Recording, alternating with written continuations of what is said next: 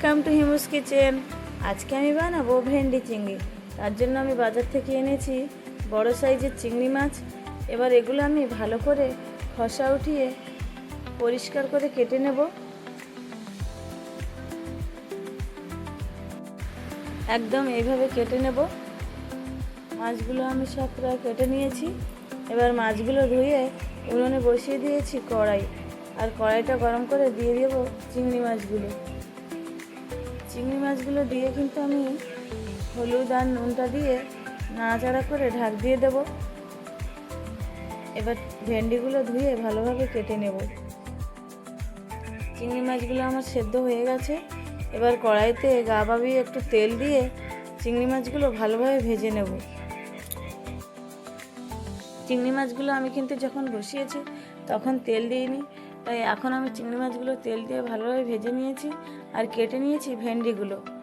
আর তরকারি বসানোর জন্য আমার লাগবে আদা, রসুন আর একটু রাই সরষা। এগুলো আমি ভালোভাবে বেটে নেব।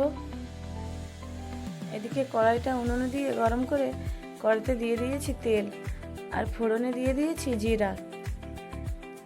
জিরাগুলো ফুটে গেছে। এবার আমি দিয়ে দেব পেঁয়াজ কুচি।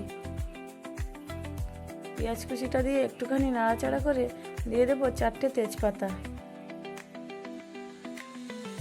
এবার তেজপাতাটা দিয়ে একটুখানি নাড়াচাড়া করে দিয়ে দিলাম ভেন্ডি।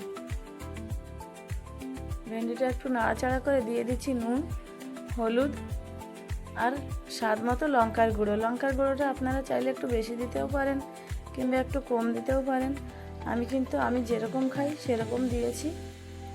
এবার একটুখানি নাড়াচাড়া করে এগুলো দিয়ে দেবো ঢাক। 1 মিনিট পরে ঢাকটা খুলে আবার নাড়াচাড়া করে নেব।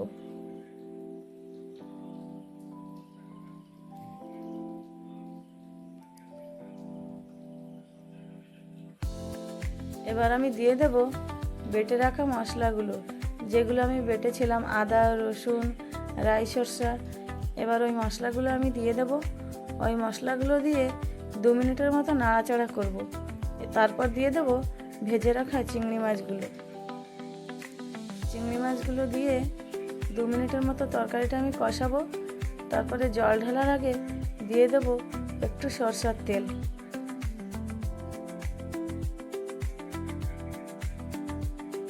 তেলটা আমি দিয়ে দিয়েছি। তেলটা দিয়ে কিন্তু আমি বেশিক্ষণ নাড়াচাড়া করিনি, অল্প একটু সময় নেড়ে দিয়ে দিয়েছি জল। জলটা দিয়ে এবার ঢাক দিয়ে দিলাম। তরকারিটা ফুটতে ফুটতে আমি বেটে নেব একটুখানি জিরা। তরকারিটা একদম হয়ে গেছে। এবার দিয়ে দেব জিরে বাটা। জিরে বাটাটা দিয়ে চট করে তরকারিটা নাড়াচাড়া করে নামিয়ে নেব। তরকারিটার কালার যত সুন্দর হয়েছে, তরকারিটা খেতেও কিন্তু খুব সুন্দর। একদম বাঙালি ধরনের রান্না এগুলো, এতে আলাদা কিছু মশলা পড়ে না। তরকারি কিন্তু খেতে খুব সুন্দর হয়। আপনারাও বাড়িতে ট্রাই করবেন, আর ভালো লাগলে লাইক, কমেন্ট, শেয়ার করবেন। আজকের ভিডিও